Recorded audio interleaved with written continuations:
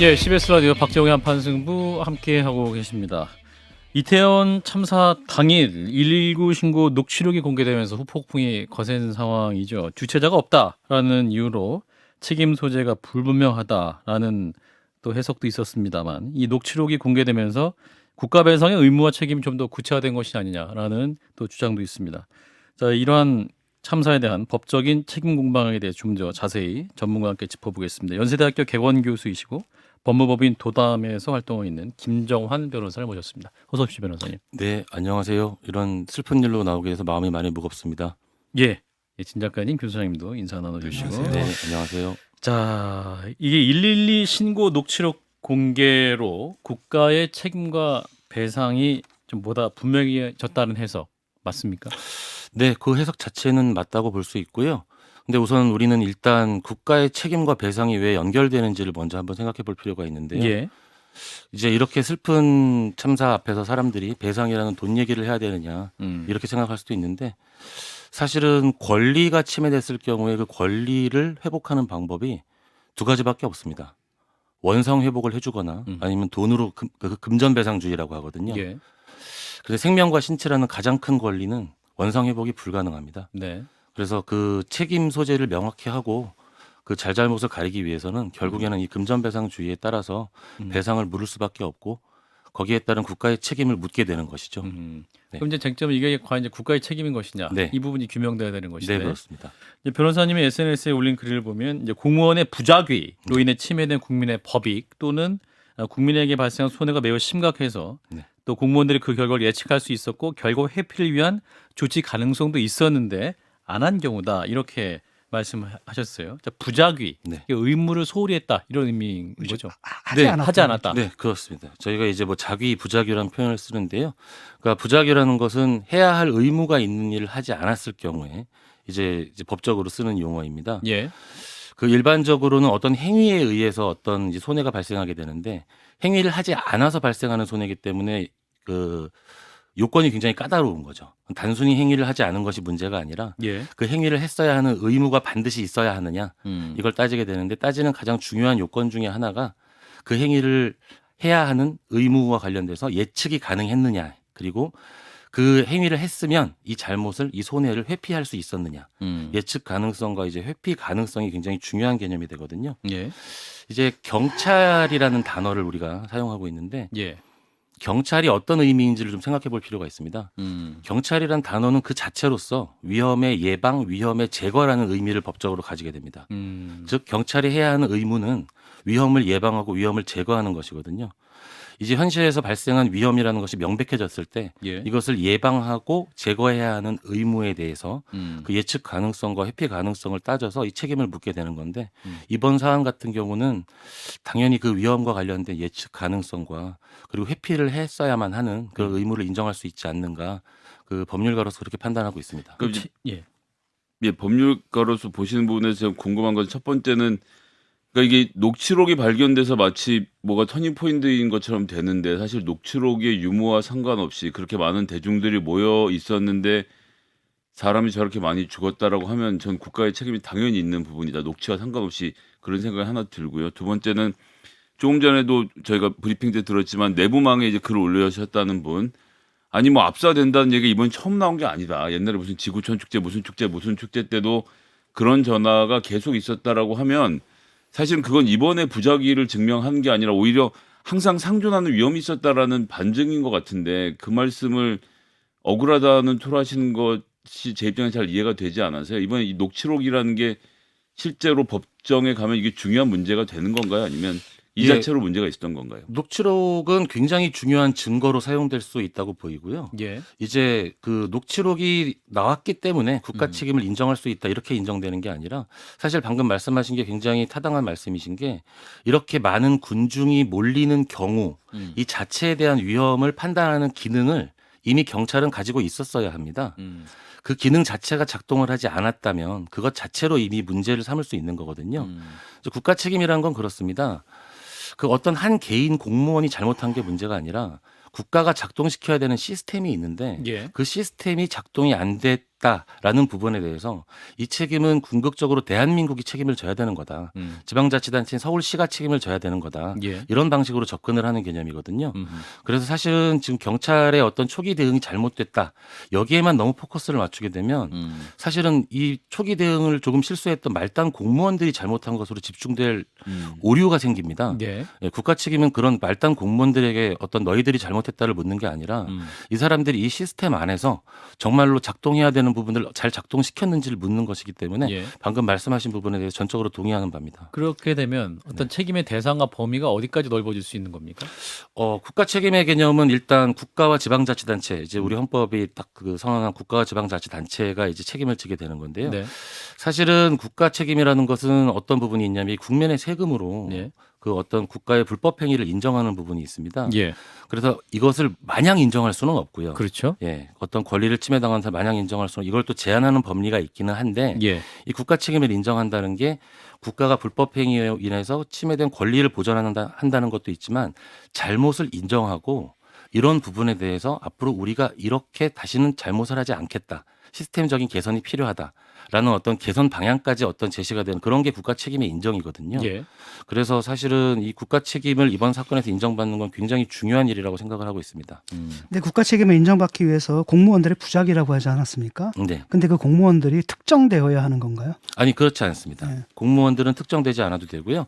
이제 형사처벌과 관련된 문제는 그 형사처벌은 행위 책임이라고 해가지고 책임형법이라고 해가지고 이제 특정 개인이 특정되고 어떤 행위와 관련된 게 더 엄격하게 입증이 되어야 하지만 예. 국가 책임은 어떤 개인 공무원을 특정하지 않더라도 충분히 인정할 수 있는 법리가 있고 제가 뭐 길게 설명할 수는 없고요. 예. 그런 법리가 존재하고 있고요.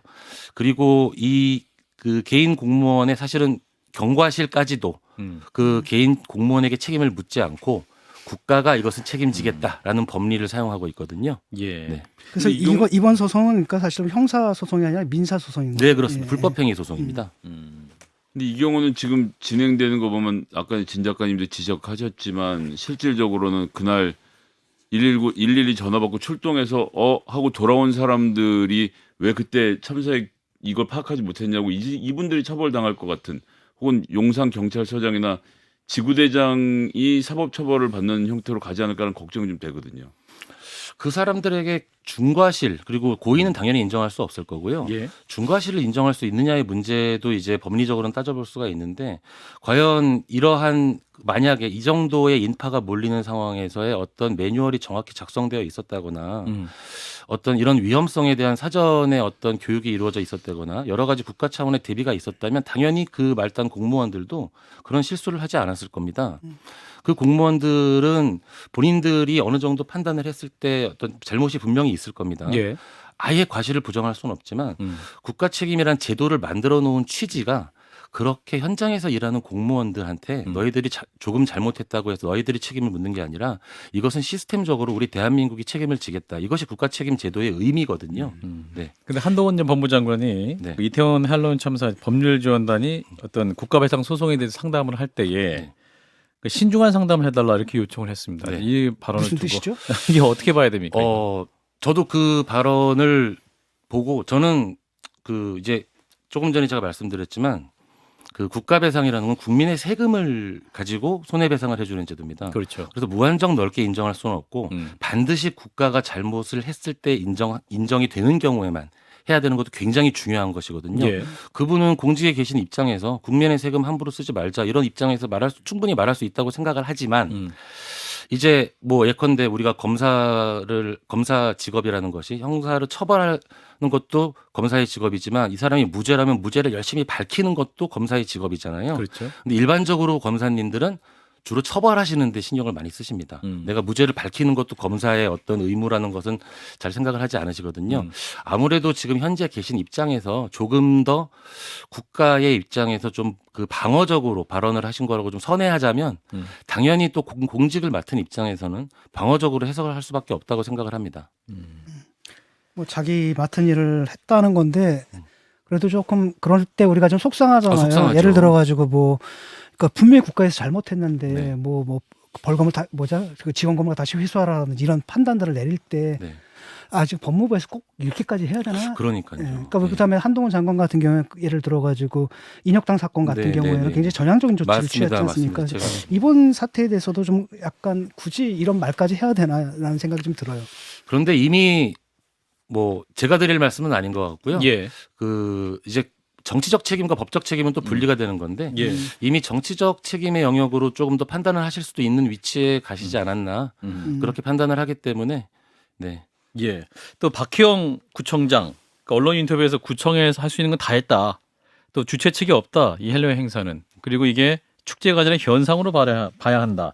논란이 있었고 또 정부의 문서에도 피해자는 희생자 대신에 사망자로 명시를 하라. 뭐 이런 공고가 있었는데 이거 어떻게 봐야 될까? 법률적 쟁점을 피하려는 움직임으로 해석될 수 있을까요? 아니 법률적 쟁점을 피하려고 오히려 법적인 의미를 생각을 했다면 그런 발언을 할 수가 없거든요. 아 그런가요? 오히려 그런 법적인 문제를 생각을 하지 못한 약간 좀 글쎄요. 그 있을 수 없는 발언이라고 생각을 합니다. 아 왜 그렇습니까?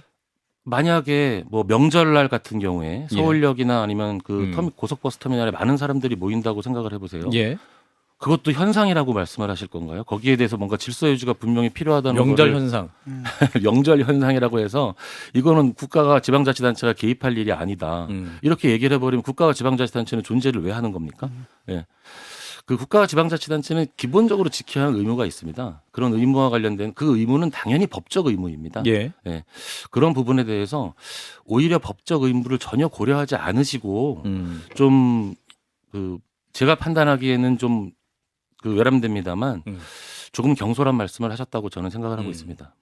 일본 사례 보면 이제 일본도 그 주최자가 아닌 경우에도 이제 구청이나 어떤 경찰들이 관리를 열심히 한다고 했는데 우리 이번 같은 경우 책임 소재를 놓고 주최자 없는 행사였더니 계속 강조되고 있지 않습니까?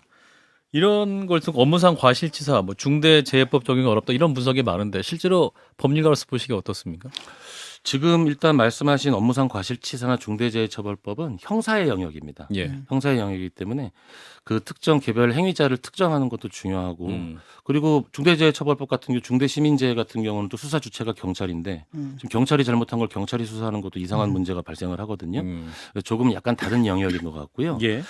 그 주최자가 없었다라는 부분도 이미 판례가 사람들이 집회를 할 때 보통은 주최자가 있고 주최자가 집회와 관련된 안전을 책임지는 것으로 알고 있지만 예. 많은 집회는 주최자 없이 일어나기도 합니다. 이 주최자 없는 집회 같은 경우에 그럼 집회와 관련된 질서 유지가 필요가 없나요? 당연히 경찰이 개입하는 것이거든요. 예. 이미 판례도 인정하는 주최자 없는 집회도 있는 것이고 그 주최자의 문제는 어떤 경찰의 질서 유지의 개념과는 크게 크게 고려할 문제는 아닌 것 같습니다. 그 특히 뭐 경찰관 직무집행법 같은 경우에 차라리 아예 법에 그런 조항이 없으면 모르겠는데 예. 경찰관 직무집행법 같은 경우는 아예 5조에 경찰관은 극도의 혼잡이라는 표현을 쓰고 있습니다. 법조문에서. 또는 그밖에 위험한 사태, 의 경고, 피난, 그밖에 필요한 조치를 할 수 있다라고 되어 있거든요. 극도의 혼잡한 예, 상태. 극도의 혼잡이라는 표현이 법문에 이미 나와 있습니다. 주최자가 있고 없고를 고려할 상황이 아닙니다. 그리고 조치를 할 수 있다라고 되어 있기 때문에 뭐 해도 되고 안 해도 되는 거냐라고 생각할지 모르겠는데 요거를 이제 법적으로는 재량의 영으로의 축소라고 하는데요. 위험 상황이 명백하다라고 판단되는 경우에는 할 수 있다로 해석하는 것이 아니라 하여야 한다로 해석을 하여야 합니다. 즉 이 법조문은 극도의 혼잡에서 경찰은 경고, 피난 필요한 조치를 하여야 한다로 해석이 되기 때문에 예. 그 주최자의 여부는 전혀 상관이 없습니다. 그리고 이제 또 이 군중들 안에서 네. 밀어 뭐 이렇게 말씀하신 분들 네. 그래서 이런 분들을 찾아야 된다 벌을 줘 이런 목소리도 일각에서 있지 않습니까? 그래서 또 행위와 결과에 또 이게 미필적 고의 아니냐 이런 해석도 있고 변호사님 이 부분은 어떻게 보십니까? 저는 사실은 저도 기사를 봤을 때 토끼 머리띠라 그래가지고 토끼 머리띠를 뭐 토끼가 어떤 뭐 글쎄요. 저는 만약에 대한민국의 경찰력이 그런 수사를 한다는 것 자체가 책임 회피라고 생각을 합니다. 아하. 만약에 정말로 그 사람이 미러라는 사람을 정말로 찾았다고 한다면 저는 찾았다는 얘기는 아직 못 들었는데 찾았다고 한다면 그럼 그 사람이 미는 거에 대해서 미필적 고의가 있었는지에 대한 뭐 주변 사람의 진술도 들어야 되고 그 사람 때문에 그러면 이 사고가 생겼다는 어떤 인과관계도 입증을 해야 되고 이런 여러 가지 문제가 있는데 저는 국가가 해야 할 일이 아니라고 생각합니다. 경찰력이 지금 그 사람을 찾고 있을 때가 아닌 것 같은데요. 근데 이미 대통령께서 그 앞뒤로 있었던 CCTV를 정확히 확인해서 사고 원인을 분석하라고 지금 지시를 해놓은 상태라서 반드시 찾아낼 것 같긴 한데 제가 보기엔. 찾아내도 글쎄요. 뭐 찾아내도 그 처벌이 사람에게 처벌을 가능하겠냐는 거예요. 그렇죠. 입증하기 어려운 네. 상황이고. 형사 처벌은 매우 엄격하게 인정되는 사안입니다. 예, 마지막으로 한 질문만. 자, 외교부에 따르면 이제 이번 사고 때문에 총 26명 외국인 사망자가 발생했죠. 이란, 중국, 러시아 국적자들을 포함한 것인데 이제 이번 참사로 외국인 사망자에게도 동일하게 2천만 원 위로금, 최대 1,500만 원의 장례 비용이 지원되죠. 네.